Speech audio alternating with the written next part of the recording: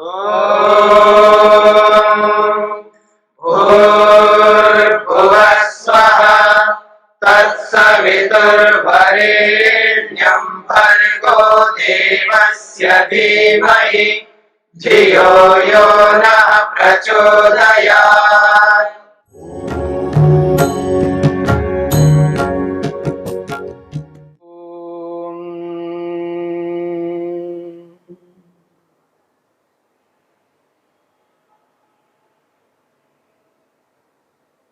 मन की पांचवी वृत्ति चल रही है, स्मृति वृत्ति। अनुभूत विषया संप्रमोषः स्मृति।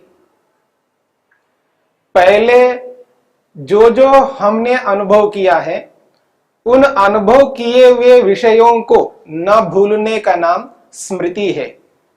स्मृति वृत्ति, जो जो हमें याद आ रहा होता है, जिसको हम स्मरण कहते हैं, उस स्मरण को ही यहां स्मृति शब्द से कहा गया है। आपने स्मृति के संदर्भ में सुना है, स्मृति तब आती है जब हमने किसी को अनुभव किया है, चाहे वो प्रत्यक्ष करके अनुभव किया हो। पांचों ज्ञानेंद्रियों से जिस जिसका हमने प्रत्यक्ष किया, उस प्रत्यक्ष को पुनः दोबारा जब हम स्मरण करते हैं, याद करते हैं, उसको स्मृति कहते हैं। यदि हमने अनुमान करके अनुभव किया हो, अनुमान प्रमाण के माध्यम से अनुभव किया हो, उस अनुभव को दोबारा जब हम याद करते हैं, उसका नाम स्मृति है। यदि हमने शब्द प्रमाण के माध्यम से सुना है, बहुत सुना है, पढ़ा है, पत्र पत्रिकाओं के माध्यम से पढ़ा है, टीवी आदि के माध्यम से सुना है, उन सभी सुने हुएों को दोबारा जब हम स्मरण करते हैं, याद करते हैं, उसको कहा स्मृति। और ये स्मृति वृत्ति मन की पांचों वृत्तियों में पांचवी वृत्ति है, अंतिम वृत्ति है। और इस स्मृति का होना आवश्यक है। बिना स्मृति के हम किसी भी प्रकार का व्यवहार नहीं कर पाएंगे। और स्मृति सर्वाधिक काम आने वाली होती है। और याद रखना भी एक बहुत बड़ा पुण्य कर्म है। परंतु उस बात को याद रखना, उस अनुभव को याद रखना जिस अनुभव से आत्मा का कल्याण होता हो, आत्मा की उन्नति होती हो, आत्मा का उत्कर्ष होता हो, आत्मा अपने प्रयोजन की ओर अग्रसर होता हो, अपने लक्ष्य को पूर्ण करता हो।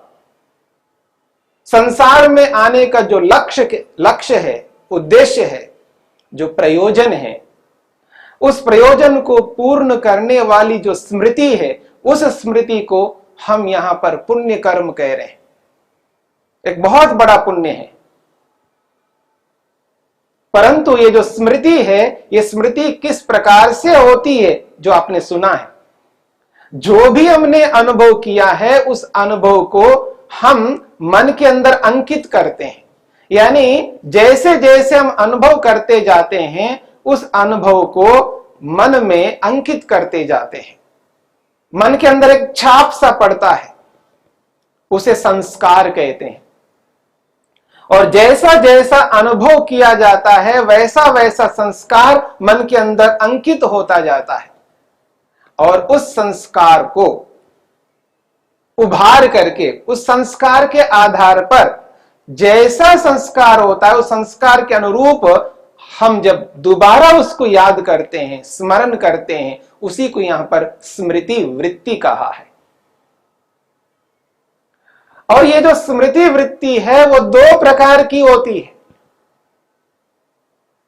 यानी दो प्रकार से स्मृति हुआ करती है। महर्षि वेदव्यास ने इसको कहा है सा च द्वयी। सा स्मृति वृत्ति द्वयी भवति। वो दो प्रकार की स्मृतियां होती है। भावित स्मर्तव्या च अभावित स्मर्तव्या च। महर्षि वेदव्यास कहते हैं एक वो स्मृति है जिसका नाम दिया है, जिसकी संज्ञा दी है, वो है भावित स्मर्तव्य। और दूसरी वो स्मृति है जिसका नाम दिया है अभावित स्मर्तव्य। दो प्रकार की स्मृतियां, भावित स्मर्तव्य नामक स्मृति और अभावित स्मर्तव्य नामक स्मृति। महर्षि वेदव्यास कहते हैं ये जो भावित स्मर्तव्य नामक स्मृति है ये कब हुआ करती है? वो कहते हैं स्वप्ने भावित स्मर्तव्या, जागृत समये तो अभावित स्मर्तव्या। महर्षि वेदव्यास कहते हैं जब हम सोना है, हमको सोते हैं, हम रात को नींद लेना चाहते हैं, शैया पर लेट जाते हैं, सो जाते हैं, पर नींद के रूप में जब नहीं आती है और ना जागृत स्थिति में रहते हम और ना पूरी नींद की स्थिति में रहते हैं, इन दोनों की जो बीच की स्थिति होती है, ना पूरी निद्रा होती है ना पूरा जागरण होता है, वो जो बीच की स्थिति है उसका नाम है स्वप्न। और स्वप्न शब्द से प्रत्येक व्यक्ति परिचित है। जब रात्रि के काल में स्वप्न आते हैं, कौन ऐसा व्यक्ति होगा जिसको स्वप्न ही नहीं आता हो? ऐसे दुनिया में कोई भी व्यक्ति नहीं है जिसको स्वप्न नहीं आता है। स्वप्न तो सभी को आते हैं। हां, इसमें एक बात अवश्य समझना चाहिए, जो ये व्यक्ति कहता है कि मेरे को स्वप्न ही नहीं आया, या ये कहता है मेरे को स्वप्न आते ही नहीं है, परंतु मनोविज्ञान ये कहता है, मनोविज्ञान ये कहता है कि प्रत्येक व्यक्ति को स्वप्न आता है, वो कैसा भी व्यक्ति हो, किसी भी प्रकार का व्यक्ति हो। हां, कुछ स्वप्न ऐसे होते हैं जो उठने पर, जागने पर वो याद नहीं आ पाते, वो स्मरण वो नहीं आ पाते। जैसे लोग उठ करके ये कहा करते हैं मेरे को रात को ऐसा स्वप्न आया, मेरे को ऐसा स्वप्न आया, मेरे को ऐसा स्वप्न आया। और कोई कोई कभी कभी ये भी कहता है कि मेरे कोई स्वप्न नहीं आया, मेरे को स्वप्न ही नहीं आते, ऐसा वो कहा करता है। परंतु मनोविज्ञान का सिद्धांत यह है कि स्वप्न प्रत्येक व्यक्ति को आते हैं। हां, कुछ स्वप्न याद नहीं रहते, यानी नींद की स्थिति में, अर्ध नींद की स्थिति में, न जागृत अवस्था है न पूर्ण निद्रा है, उस बीच की स्थिति में जो स्वप्न आ रहा होता है उसको वो अनुभव कर रहा होता है स्वप्न काल में, पर जागने पर वो याद नहीं रख पाता है, इसलिए वो कहता है मेरे को स्वप्न नहीं आता है। परंतु मनोविज्ञान का सिद्धांत यह है प्रत्येक व्यक्ति को स्वप्न आते हैं। और यहां पर महर्षि वेदव्यास कहना चाहते हैं भावित स्मर्तव्या, वो जो स्मृति है स्वप्न काल में आने वाली स्मृति, स्वप्ने भावित स्मर्तव्या, स्वप्न में भावित स्मर्तव्य नामक स्मृति आ रही है। ये जो भावित स्मर्तव्य जो नाम दिया है, इसका हिंदी में हम अर्थ कहते हैं काल्पनिक, कल्पना से युक्त स्मृति है, कल्पना से युक्त अनुभव है। स्वप्न काल में जो अनुभव हो रहा होता है वो काल्पनिक होता है, यथार्थ नहीं होता है, इसलिए उसका नाम दिया है भावित। कल्पना से उत्पन्न किया गया है, जो कल्पना से उत्पन्न किया गया होता है उसको भावित शब्द से कहा है। स्मर्तव्य का मतलब स्मरण करना, जो कल्पना से जो अनुभव किया है हमने निद्रा के काल में, अधूरी निद्रा के काल में, उस कल्पना से अनुभव किए हुए को हम जब कहते हैं कि उठने के बाद में मेरे को ऐसा स्वप्न आया है, उसका नाम है भावित स्मर्तव्य नामक स्मृति। क्या होता है, क्या किस प्रकार की कल्पना होती है, क्या व्यक्ति को दिखाई देता है स्वप्न में, इस बात को सभी जानते हैं। ऐसा अनुभव होता है स्वप्न में जब कभी हमने ऐसा नहीं किया हो। उदाहरण के लिए कोई व्यक्ति आकाश में उड़ रहा हो, हाथों को हिलाता हुआ वो आकाश में उड़ रहा होता है। यथार्थ में तो कोई मनुष्य आकाश में ऐसा नहीं उड़ता। हां, पक्षी उड़ते हैं, पक्षी जब उड़ रही होती हैं तब हमको लगता है कि हां, यथार्थ में ये पक्षी उड़ रही है, परंतु मनुष्य कभी नहीं उड़ता, लेकिन स्वप्न में अपने आप को उड़ता हुआ देख रहा होता है। यही तो कल्पना है, यही तो काल्पनिक है। तो स्वप्न के अंदर कल्पित, काल्पनिक जब अनुभव होता है, कल्पना कर करके व्यक्ति अपने आप को ऐसा अनुभव कर रहा होता है स्वप्न के काल में कि मैं उड़ रहा हूं, अपने आप को देखता है उड़ते हुए, और इसीलिए वो प्रातःकाल उठने के बाद बोलता है, मैं तो रात के काल में उड़ रहा था, पक्षी की तरह उड़ रहा था, बहुत तेजी के साथ जा रहा था आकाश में। इसलिए तो ये काल्पनिक स्मृति है।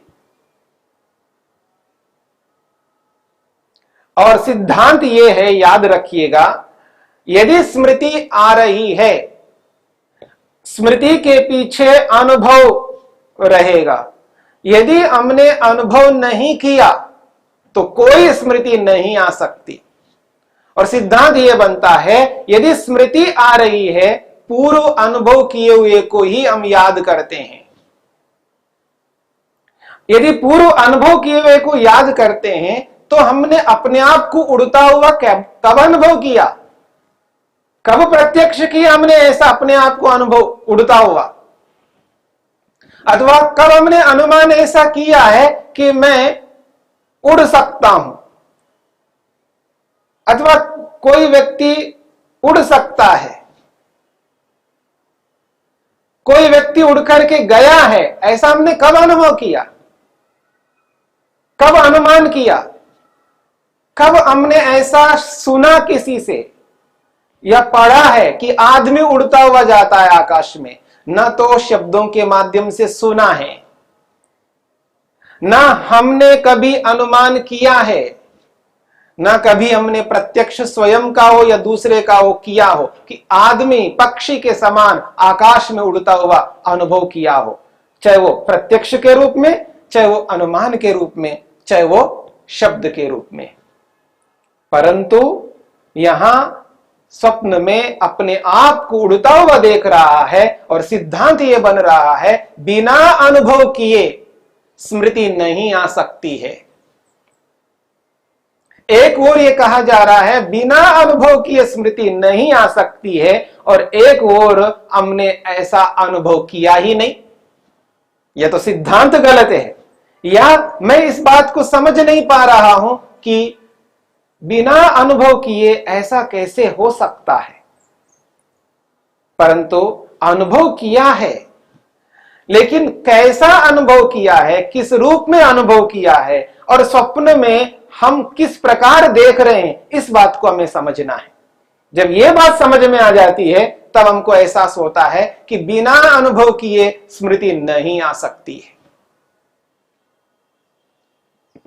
हमने ये तो अनुभव किया है ना, पक्षियों को उड़ते हुए तो देखा है, अनुमान भी किया होगा, शब्दों से भी सुना होगा, ये तो अनुभव हमने अवश्य किया है, पक्षियों को उड़ते हुए देखा है हमने।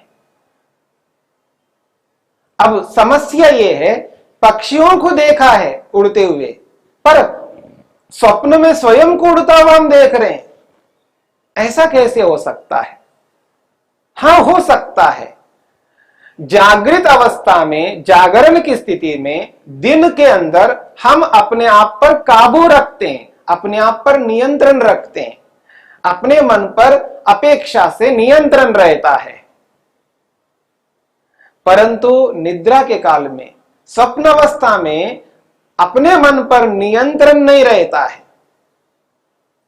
इसलिए हम क्या करते हैं, पक्षी को उड़ते हुए हमने देखा और अपने आप को तो हम अनुभव करते ही हैं, औरों को भी अनुभव करते हैं, और पक्षी को और स्वयं को मत जोड़ देते हैं अनियंत्रण के कारण से। एक उदाहरण मैं आपके सामने रखता हूं, उससे आपको स्पष्ट हो जाएगा। एक छोटा सा बच्चा है, मान लीजिएगा 2 साल का बच्चा है, उसको हमने एक हाथी का चित्र दिया है कागज में, उसे हम हमें समझाना है हाथी क्या होता है, हाथी किसको कहते हैं, तो उसको समझा भी दिया है। और कागज में जो चित्र बना हुआ है हाथी का, वो चित्र भी दिखाया है, ये है हाथी, स्पष्ट कर दिया है। अब देखेंगे अनेक बार बच्चों के साथ कुछ ऐसे भी लोग होते हैं जो मस्ती करने लगते हैं। चाचा है, ताऊ है, उसके निकट का व्यक्ति कोई हो और उस बच्चे से कई बार मस्ती करने लगते हैं, और उस मस्ती में उस बच्चे के हाथ से हाथी का जो चित्र था उसके हाथ में, उसको खींच लिया और उसको टुकड़े टुकड़े करके फेंक दिया, उसको सताया एक प्रकार से, और वो बच्चा रोने लगा। और उसको हमें सिखाना भी है, आपको हाथी के बारे में बताया है, अब एक काम करो, वो जो टुकड़े टुकड़े हुए हैं कागज के, उन सबको इकट्ठा करो और उन सबको जोड़ दो। और बच्चे ने उन टुकड़ों को जोड़ दिया, लेकिन जोड़ा ऐसा है, सूंड के सामने वो पूंछ लगा दिया और पूंछ के स्थान में सूंड लगा दिया। बच्चे ने क्या किया है, बच्चे ने सूंड जहां होता है वहां पर पूंछ लगा दिया है और पूंछ के स्थान में सूंड लगा दिया है। फिर उसको देख रहा है व्यक्ति। हाथी को उसने अनुभव किया है, पहले बताने पर उसको बोध हुआ है हाथी ये है, परंतु जब उस हाथी को वो व्यवस्थित कर रहा था, लेकिन वो व्यवस्था जो की उसने वो गलत ढंग से की है। सूंड के स्थान में सूंड को रखना है, पूंछ के स्थान में पूंछ को रखना है, वो नहीं रख पाया। क्यों नहीं रख पाया? यहां उसका अज्ञान है, उसको उस तरह का बोध नहीं है, पूरा पूरा उसको जानकारी नहीं है। जब अज्ञान से युक्त व्यक्ति होता है, ना समझ से युक्त जब होता है व्यक्ति, तो गलत कर बैठता है। तो जागृत काल में छोटा सा बच्चा है, छोटे से बच्चे को अज्ञान के कारण से हाथी को हाथी के रूप में नहीं समझ में आया है, वो गलत ढंग से उसको समझ लिया है।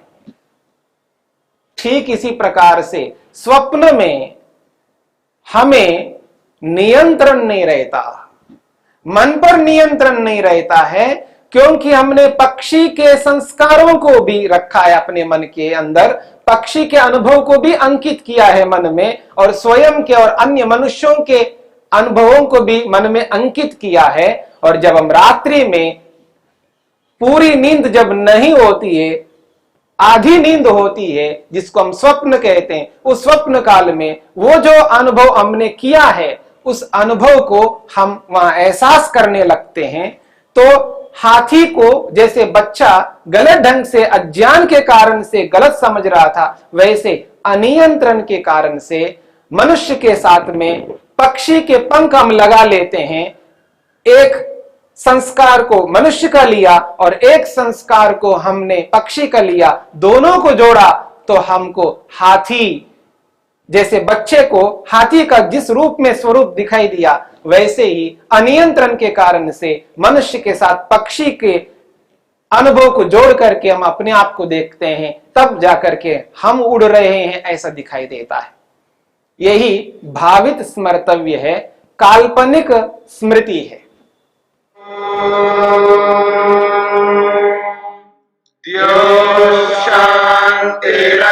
शांतिरंतरिक्षं शांति पृथिवी शांतिरापः शांतिरोषधयः शांतिः वनस्पतयः शांतिर्विश्वे देवाः शांतिर्ब्रह्म शांति सर्वं शांति शांतिरेव शांति क्षमा शांतिरेधि।